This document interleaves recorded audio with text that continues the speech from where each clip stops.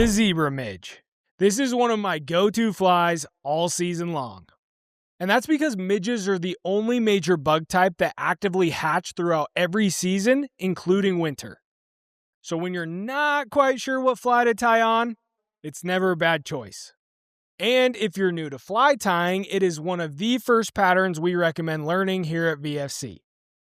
The materials for this fly are really simple. I've got everything listed here on screen so you can pause if you need to, or if you want the full recipe with sizes and links, we put together a free PDF that you can grab.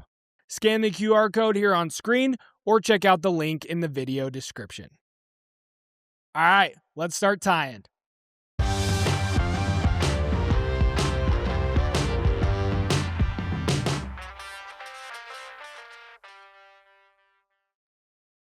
I'll walk you through this step by step. First, to make adding the bead easier, I like to put the hook in the vise upside down, then slide the bead onto the hook, making sure the smaller hole is facing forward. Then pull it out and secure the bead and hook in your vise like normal. Next, start your thread right behind the bead and lock it in with a few wraps. This is called a jam knot.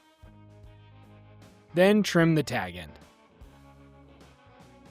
From there, wrap your thread back toward the bend of the hook to create a smooth thread base. Then bring it back toward the bead. Now for the wire, snip off about a 1.5 to 2 inch piece of silver wire. Use your all-purpose scissors or wire cutters for this. If you only have your tying scissors, use the very inside near the hinge. Cutting wire with the tips will dull them fast. To tie the wire in, hold it at about a 45-degree angle in front of the hook and take a couple loose wraps over it. Then slide the wire back until the tip is sitting just behind the bead. Once it's in position, start wrapping back again with smooth wraps, keeping the wire lined up on top of the hook shank as you go. Before we build the body, up to this point, your thread has been twisting as you wrap. Flatten it out by letting your bobbin hang and give it a quick counterclockwise spin. Flat thread lays much smoother and helps you build a cleaner body. Now wrap forward with smooth, tight turns to build a tapered body. Some people like their zebra midges really thin, some like them thicker. I like mine on the thinner side. So add as much bulk as you want here, it's personal preference. If the thread starts to cord up at any point, just stop and flatten it out again so the body stays smooth.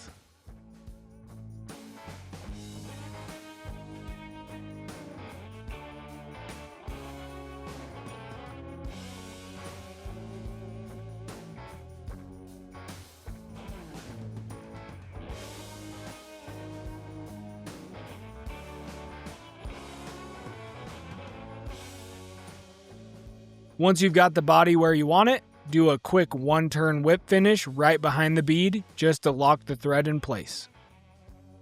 Now you can set your bobbin in your cradle if you have one. Next, grab the wire and make open, evenly spaced wraps forward toward the bead. If you have a rotary vise, this is a great spot to use it. Rotate the vise as you guide the wire forward to keep those wraps even. If you don't, you can do this step the old-fashioned way by hand.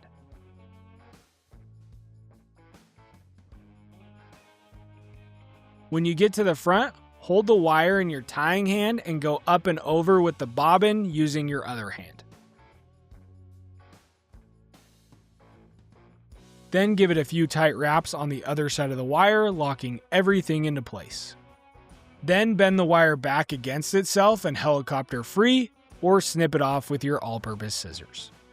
Just make sure it breaks clean so you don't leave a sharp tag. From here, add a couple flat wraps to cover the end of the wire. Next, we'll whip finish, but first, I like to apply a little bit of head cement or super glue to my thread to make the fly more durable.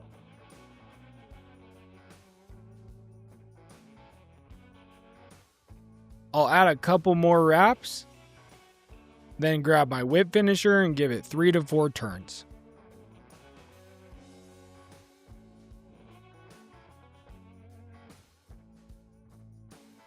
Pull tight.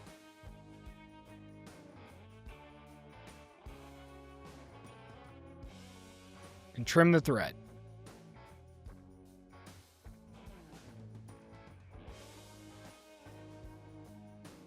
There you have it, the small but mighty Zebra Midge. Just a reminder, if you want the full recipe with sizes and materials, that free PDF is linked below. And we're adding new tutorials every month, so if you want to keep building your box, you can check out the next one right here.